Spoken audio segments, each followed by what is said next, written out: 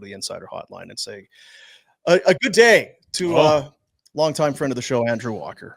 Oilers pregame, post on Sports 1440 AM radio. Yeah, still kicking. That's weird. How's it going, everyone? I thought that was like 8 tracks. Cassettes. I thought that was done, but still going? Boomer, they've been forecasting the end of AM radio since the advent of AM radio. Yeah, since the 1920s. We're still kicking. In the early 90s, when I was going to college, they were like, "Are you sure? Because like radio's dead." Yeah. We do only broadcast to about a 50-foot radius of the studio, though. So if you're really close to the studio, tune in tonight. Yeah. You get to meet your fans. That's exciting.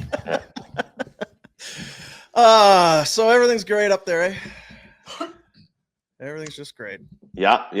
I could have done without that. The Yankees come back last night, but other than that, things are pretty peachy. He won't talk about it. He said the series is over now. When's it enough, Walks? Like, how much do you need? Like 3-game sweeps and 3-year deals and $12.5 million. Like, when's it enough? Yeah. Well, I'm married now, so yeah. I'm just congratulations. Just like you guys now, just waiting for the sweet release of death. You know. Yeah. It's all coming up, Walks. Well, now we can all say it as a group. If you get a chance to get married. Yeah. For sure. Angie's a big fan of Barn Burner, as you know. So I'm just kidding. Angie's a great gal. Not sure what she's Pinder doing. got in trouble for shit talking his presence the other day. So yeah, be careful. Yeah, careful what you say on this podcast, Walks. Yeah, Pinder's wife got him rats out there that'll rat you out. Got him a leaf blower, and he came on here and said, "What the fuck am I going to do with a leaf blower? I don't have trees." And somehow it got back, and then she stormed out of his birthday dinner later that night at a restaurant.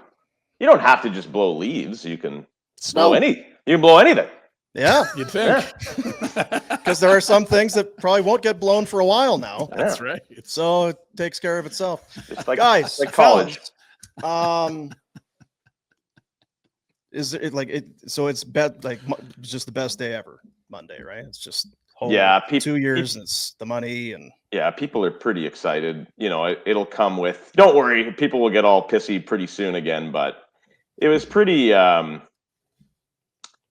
It's pretty unique, right? Like, make sense of it for me, Walks, because it doesn't make any sense. And I know I'm biased. This doesn't make any sense. Well, here's quite a favor.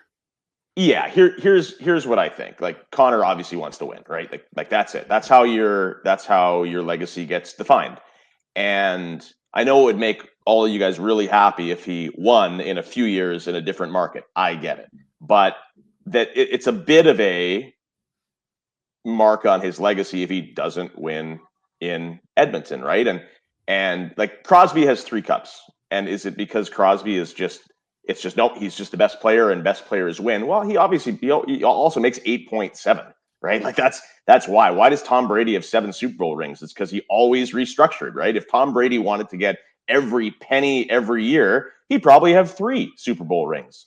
So, you know, for Connor, and there been management failing around him? Yeah, probably. Like, you know, he has Draisaitl, and at the same time, the way to win in a parity-filled cap league is, here you go. Here's 2 years. Next year we're gonna have $20 million of cap space. Go load up. Like, you know, and Ekholm signs for 4 today.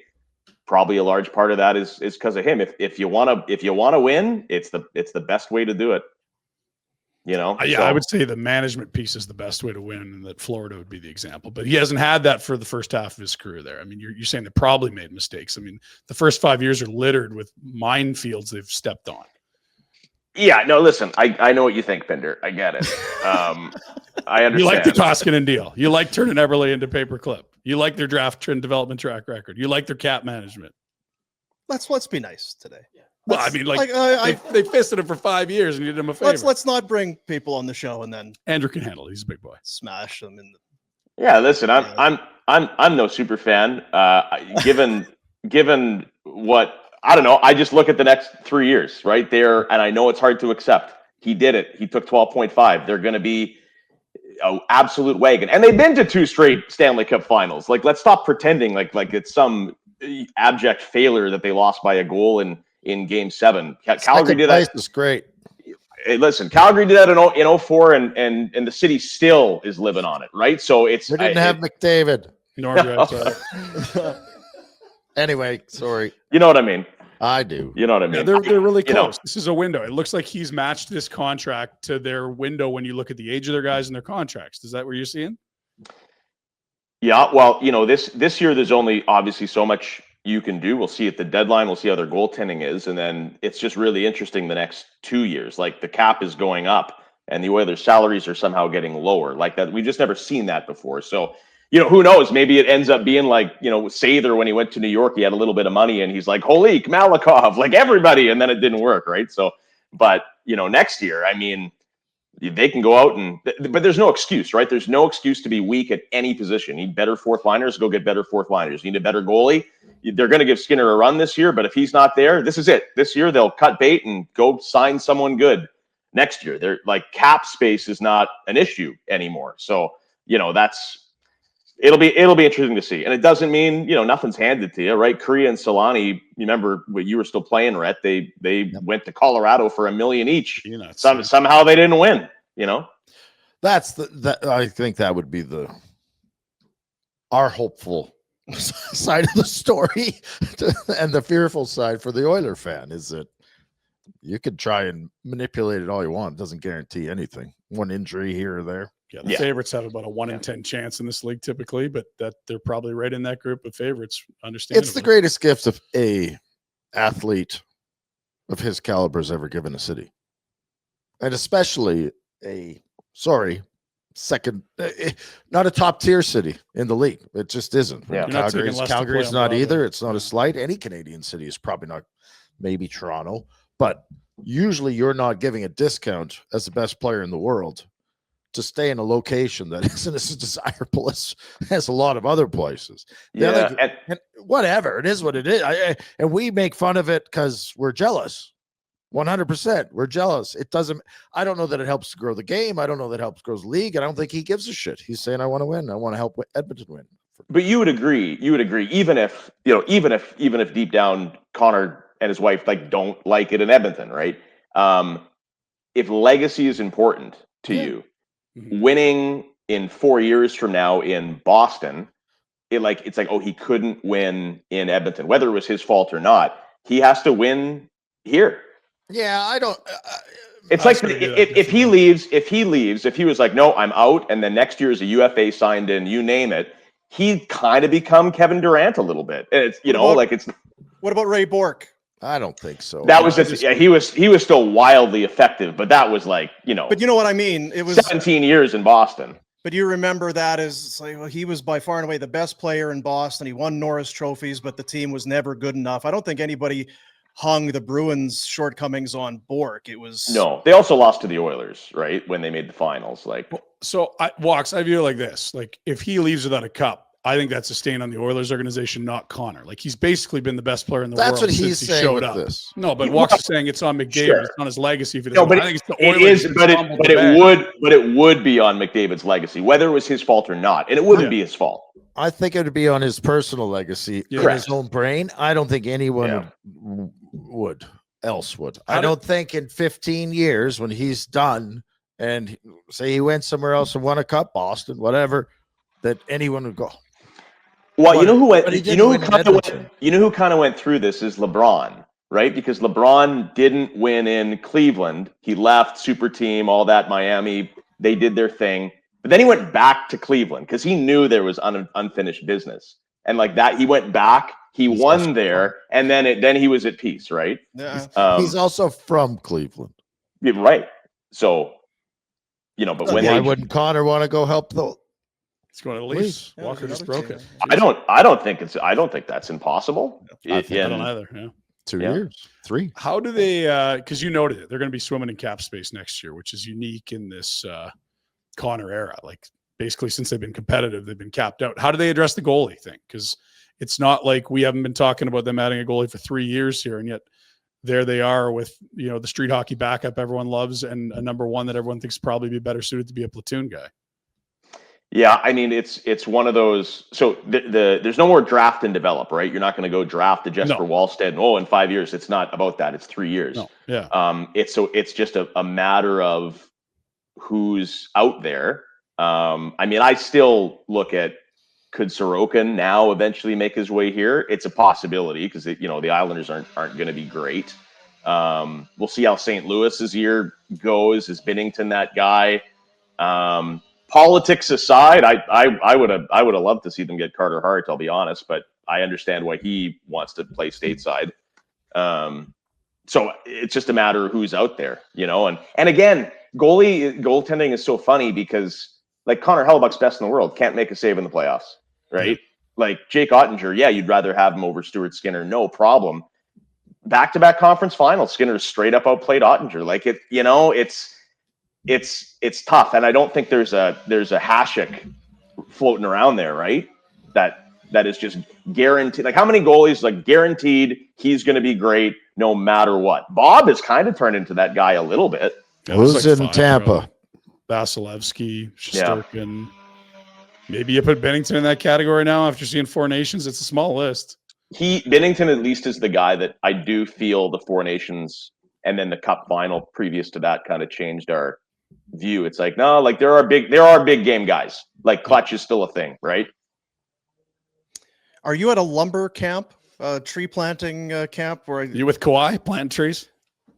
Just sounds like somebody's. Yeah, I can close the window. There's some construction going on. It's all right. Someone got a leaf blower? Yeah, somebody got a Husqvarna out there. That breaks down. I got one for sale. Yeah, really good. We haven't talked about it yet. Extension for Matthias Ekholm. He's been a very solid find for the Oilers. Another 3 years for him. 35. But it's 3 times 4. The cap hit is it's nothing. $4 million. As long as he's a second pair or better, that's the deal. He's been a 20-minute guy. And again, for that guy, what's left for him? Like he's not going to win a Norris, right? Like what's left for him? It's winning. That's it. And there's just really no better spot for him to win now. And I think you're going to see that a little more, whether it's guys extending or some surprise free agents. Like, well, I want to win. They have cap space. It's the place to do it. And if Connor leaves $8 million a year on the table, well, I guess I'm signing for a little. Not everyone thinks that way, but I could see it going that way. Like $4 million for Ekholm. Right now, he's still a top pairing guy, and in 2 years, he might be a second pairing guy.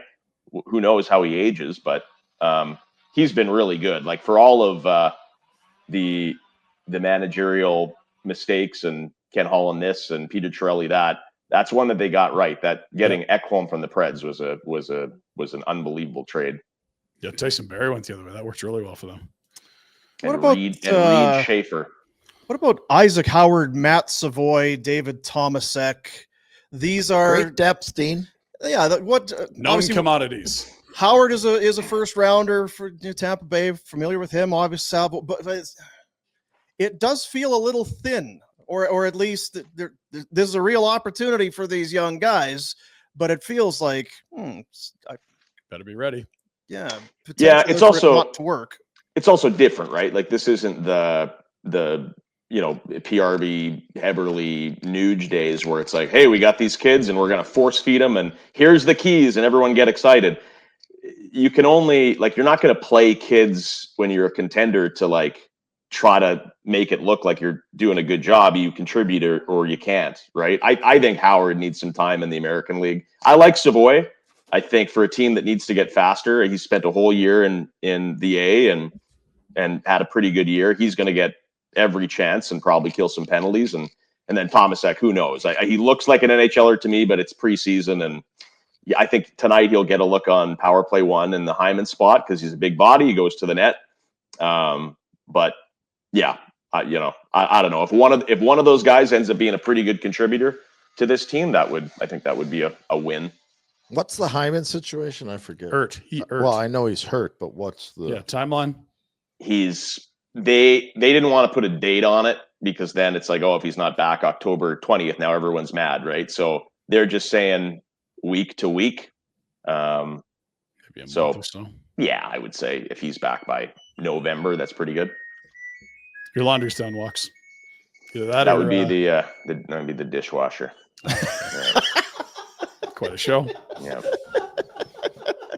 Yeah.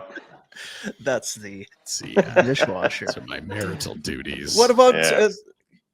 we were talking a little bit about it yesterday, and you kind of forget it's Vegas, they got beat in the whatever it was, the second round, didn't look real good. Oh, they were a 50-win team last year, and they go and add Mitch Marner. In LA, well, there's a chance that maybe they're going to be better. What do you make of this division? It hasn't always been the toughest, but there's some going to be some work to do it to get to the top of it for sure. I don't like LA.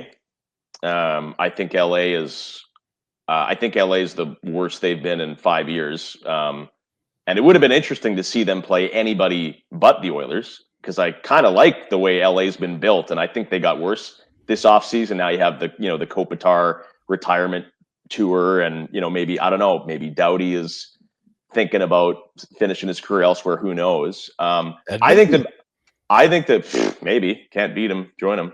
I think the bigger story in the division around the league is there's only two easy spots now. It's like Chicago and San Jose. Like I like the Ducks. I think they're getting better quickly, right? Vegas is going to be really good. They just added 100-point Marner for nothing. Whether he can do it in the playoffs or not, who knows? But he's going to be good there. He just is. But yeah, I think the Ducks are better. I hope to God they're bad, but it's hard to see the Canucks being any worse than what last year happened. There has to be some bounce back there. There has. I mean, it's still they ran it back. They brought back every guy who always gets hurt. So I don't know, who knows, but I don't think the Kraken are very good. But yeah, I mean, and San Jose is probably a little bit away, but I don't think they're going to be. I don't think they're going to lay down for everybody. Nashville might be in that group, boys. Yeah, Nashville could have a tough year, depending on they sign some. I mean, they also called it. They also can't be worse. Right? I was just gonna say, last year at this time, everyone was touting them as Cup potential, and now a year later, Not you, Rhett. Not me, not Rhett. But honestly, now they're going to be dog shirt. What do we? They were dog shirt last year, so I could see them being dog shirt again. Yeah. But they have the same personnel that last year said was going to be good. Yeah, but we know better now. Now that we've seen a year ago today. Hey, whatever.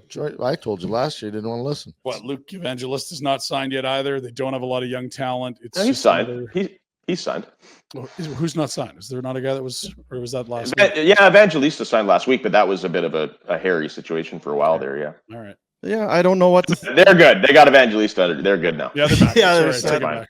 They're set. Yeah. I think Brady Shea's a pretty good player, and he was not good last year. I think he's better, right? I don't know. It's hard to see them being last year. Were they 3-20? It can't be worse. Oh, they were terrible. They were out of it in November. Yeah. Yeah. And then Yossi's dealing with some weird ailment, but his skating, it looks like he'll play. That would have been a big blow. So. Yeah, they're running the first round pick as their first line center right now. I don't think they're a playoff team, but they're not going to be an easy out quite like they were last year. What do you see when you look down the road here? Sorry, Rhett, you were about to ask one. I mean, obviously, you're familiar with the markets. We're very close to everything. This is the Oilers' greatest rival, the city you work in. But when you look at the Flames, we always end up talking about sort of this long-term plan versus short-term competitive, and I feel like that's probably a lot of the debates they're having in-house. But what do you see? It's tough because I think last year Calgary was a very great, likable story. They great goaltending, and they were a tough out, and they had started well, and they damn near made the playoffs, but didn't. And to me, that was that's everything going right. I thought they were great last year. So when I look at Nashville can't be worse, I don't know if there's another level for Calgary this year, right?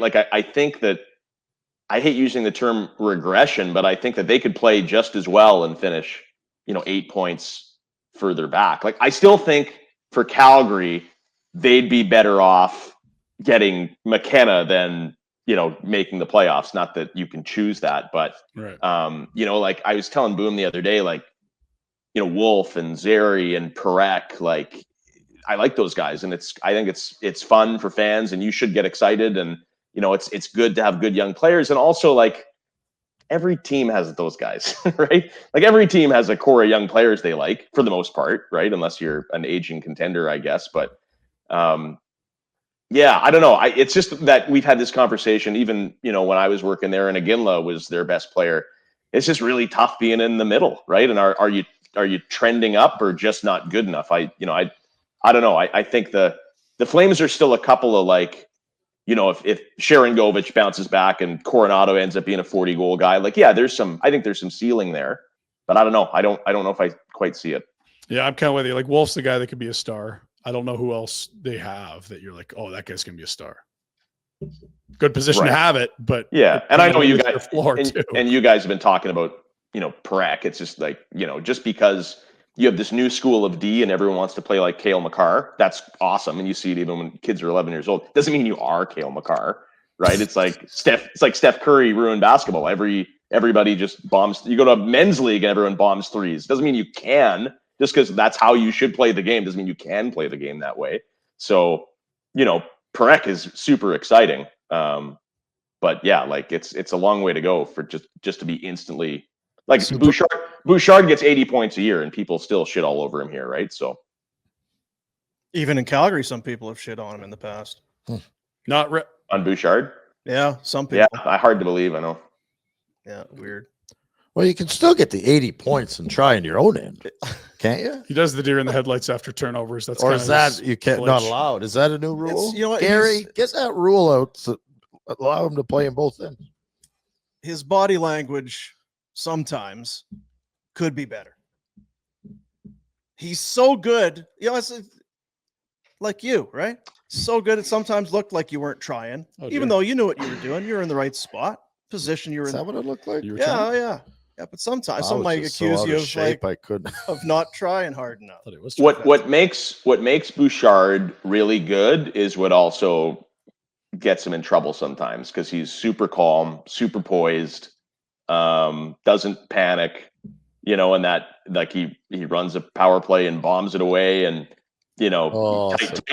tight spaces he's good, and then he's kind of maybe a little too poised in his own zone and doesn't panic, and all of a sudden, but yeah. I'm not sure if you've heard it. I've heard it referred to as a Bouch bomb. Oh.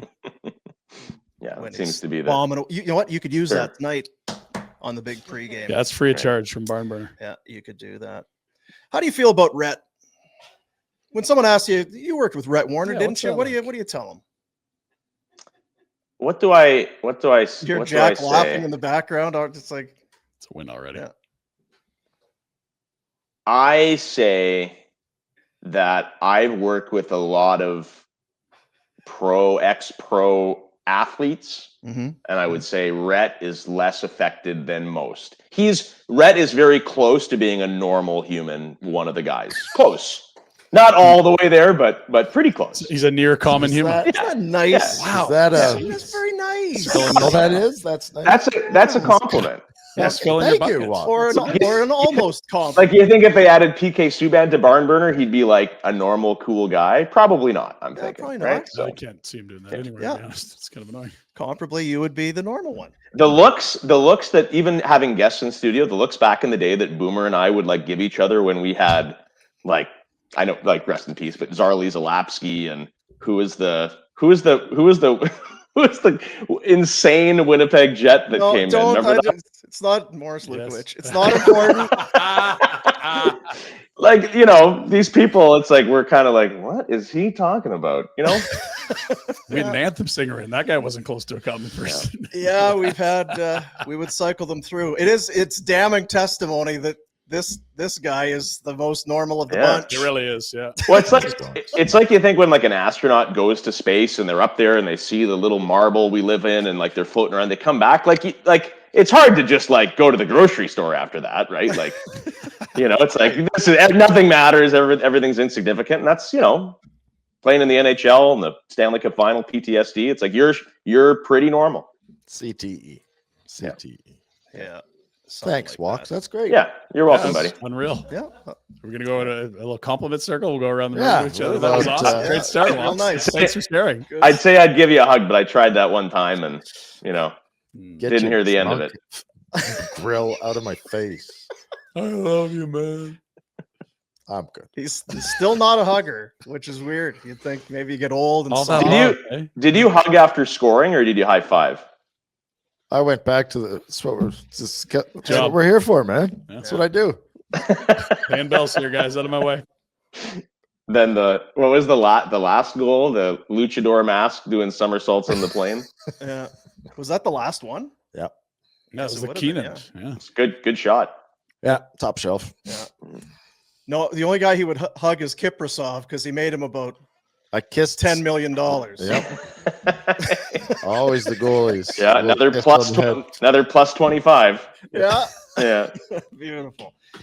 All right, Walks. Let's go to talk to you. Yeah, you too. Yeah.